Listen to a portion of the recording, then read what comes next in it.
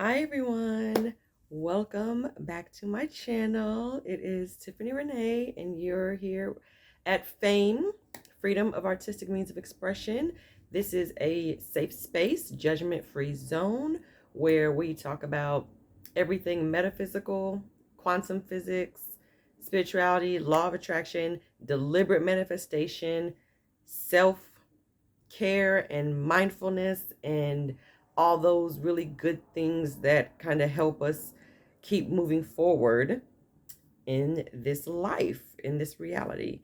So, if you are joining me for the first time, welcome. I'm so happy you're here. If you are returning, welcome back. I'm glad you're here.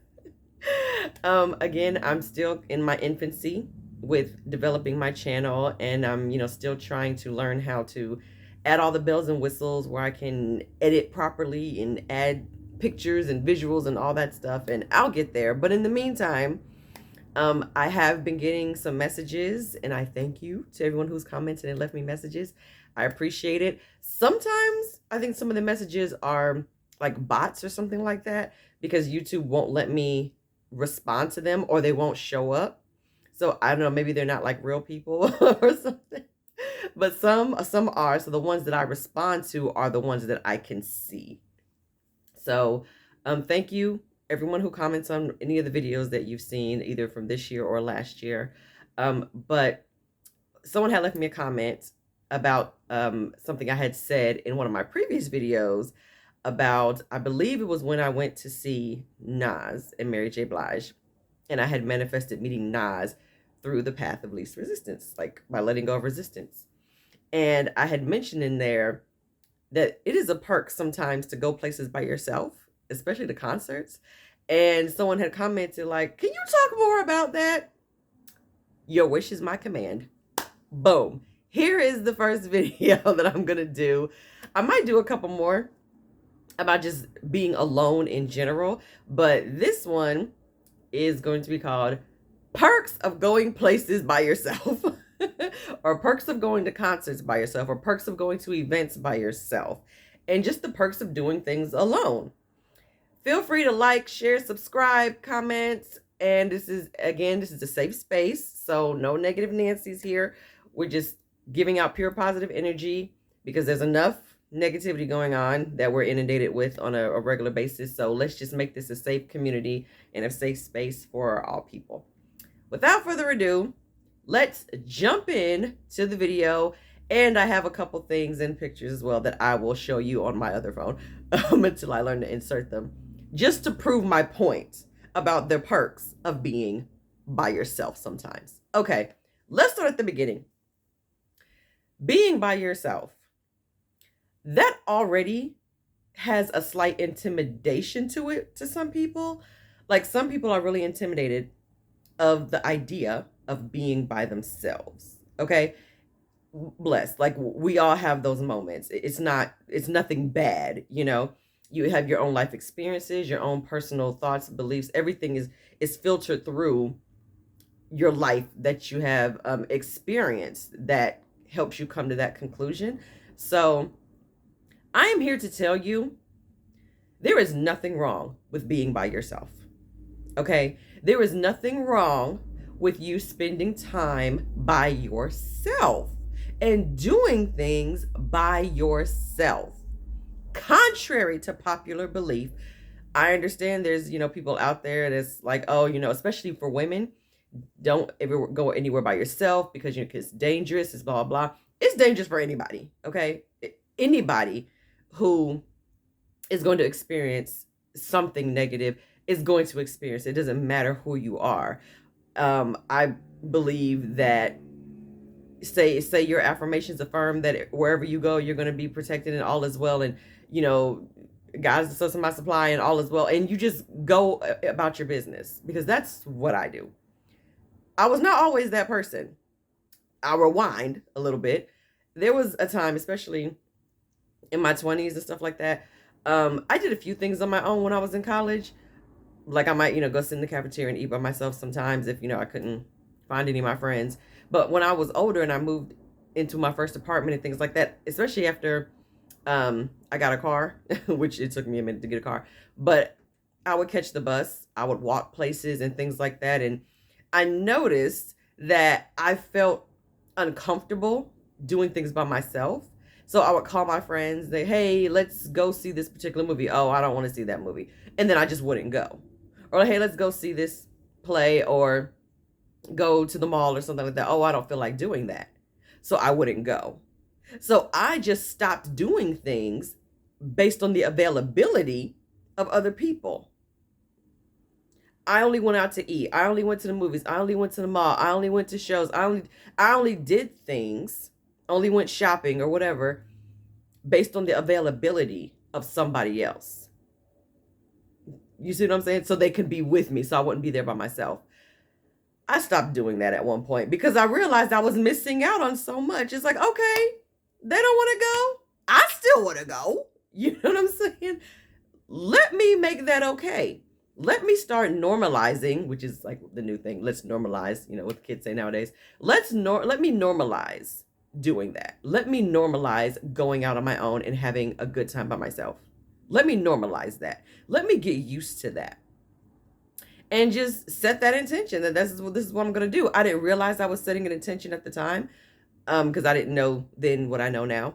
If only I knew then what I know now. Oh my gosh, right? But I just slowly but surely started taking the bus and going places by myself. When I got my car, I just started driving places by myself because it was a lot easier to get around. I would just go to the movies by myself. I would go have dinner by myself. Like I just started small, like going to the mall, going to the movies, going to have dinner. And then as time went on and I kind of became more confident, it went to going to maybe plays by myself. It went from, traveling out of town by myself, going to concerts by myself, going to cities I've never been to and staying the week or the weekend by myself. You know what I mean? Booking my hotels by myself, renting my own car by myself, like, and just going by myself and just traveling alone. Now, don't get me wrong, I do hang out with my friends. We do go to dinner, we do, have fun, we do travel and stuff like that. I do more by myself though than I'm just being honest. I do more stuff by myself because of the type of things that I like to do.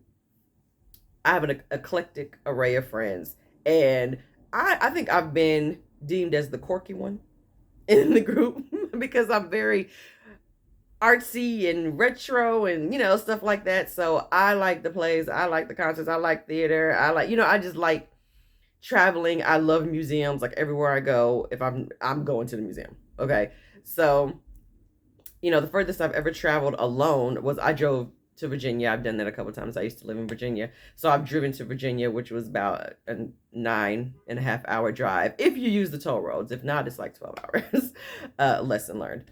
That's probably the furthest I've ever traveled by myself. But I went to St. Louis for the first time by myself. I had never been there. I booked a hotel and I went to St. Louis last year, actually, when things started to slowly open back up a little bit. I went and I had a good time. I forgot I had met someone on a cruise that I had went on with a few of my friends, and she lived in St. Louis. So I met up with her and her little boy. We went to the zoo. I went to museums. I rode up in the arch by myself. I started going to Tennessee. I went to Memphis by myself. I go to Nashville frequently by myself. If I have a strong taste of barbecue, especially brisket, yes, barbecuties. Shout out to barbecuties, okay, in Nashville, Tennessee. I will get in the car and I will drive the 4 hours to Nashville, and I will stay in a nice hotel, the hotel I always stay at, and I get a king suite, okay, and I am living my best life, eating my brisket and Bojangles and all of the good Southern food they have down there that they don't have here in Indiana, and I enjoy my life. I go to all the museums. If some friends are available who live there, I'll catch up with them. Sometimes they're not available, so I don't see them. I'll take myself on a carriage ride downtown. I guess date myself. I've been single for a very long time, and I'll probably make a video about that. But I just learned to date myself and to enjoy my own company. Okay, that is first. Enjoy your own company. Okay, I had listened to something on YouTube recently, where the author was saying, you are the longest relationship you will ever have. Your relationship with you is the longest relationship you will ever have. You come into this world with you and you leave this world with you. You are the longest committed relationship, right? So let's commit to ourselves, right? So I guess that was my way of committing to myself, by just going out and doing things, right? So I started going to concerts by myself, which most people don't do that. 90% of the people are going with somebody. You know, a lot of times it's a date night or it's a group of friends or whatever. I go by myself.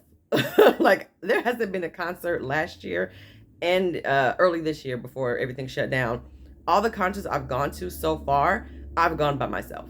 Now, I may have seen friends there, maybe like in another section or something, but I go by myself and I get front row seats, and majority of the time VIP and backstage. Now, a lot of my friends are not interested in all of that because they like to be entertained, but that's kind of it. It's like, as long as I'm in the building, I don't care. Me, my mantra, I'm front row or I don't go. Like, everywhere I go, front row seat, VIP. Like, I don't know how it's going to happen, but it's going to happen. Case in point, this is how, two examples of how being at a concert specifically by yourself can pay off. This past 2019, I want to say like April or so of 2019, Justin Timberlake came here to Indianapolis. It was a rescheduled concert. I already had my ticket. It was on the floor because of the way his stage was set up. The Man of the Woods tour, if you've been there, you know how his stage was set up. It's a lot of it was just standing only because of the way his stage was. There were no seats. There were only bleachers, like the seats in the arena, but there were no seats on the floor. So I was on the floor. I was okay with that, right? And I had learned about the technique Ho'oponopono. Please check that out. It's quite amazing. And, I would just recite those 4 phrases. I love you. I'm sorry. Please forgive me. Thank you. And I just thought to myself, while I was on the floor, which I was happy about, okay? I was happy just to be there because I'd never seen him by himself in concert. I've seen NSYNC twice, but I've never seen JT by himself. And I was just happy to be there, like genuinely excited. The DJ, he, shout out to DJ Freestyle, he had made some announcement that, hey, I've got 6 VIP wristbands for y'all to come up here where I'm at, which is like in the very center of the whole arena, like the very central area. And then everything else just kind of spread out from that. And he said, I've got 6 people. And he started giving away, like, one lady and her little boy got it, and a guy, because he was dancing to NSYNC, him and his girlfriend got it, and someone else got it, and he had one left. And he was like, y'all, follow me on Instagram and, hit me up or whatever. And I was just thinking to myself, it would be really nice if I was in that VIP section. It would be nice. I've never had the VIP experience at a concert, but I bet that would be really cool. It would be really nice. And I'm going to send love to the people that's already in there, who've already paid to be in there. I'm going to send love to them. Clap, clap. I'm happy for them. So he said, I'm bringing people who have been friends since the 80s and 90s. And I was like, oh, because he wanted pairs. I went by myself. So I follow him on Instagram. I sent him a DM thinking there's no way he's going to see this, probably because everyone in this building is probably sending him a DM to try to get those wristbands. But I just said, hey, I'm the girl with the red jacket and the chain. I'm standing over here and I'm here by myself, but it would be really cool to get a VIP wristband. And I had done a painting as well. And that's all I said. Now, he had to walk past us to get backstage, like to get off stage. It was like a ramp, and he had to come down the ramp, and he had to pass where I was standing with some other young ladies who were like best friends for like forever. It was like 3 of them, and everyone who was near me was with somebody. I was the only one who was there by myself in our little area. And so he comes back, and he's done with his set. JT's about to come out in 15 minutes, and he's like, "Hey, I got something for you." Like, well, energetically, he said, "Hey, I got something for you." In my mind, I was thinking that this is what he was saying. See, you gotta act as if, right? In my mind, it sounded like that.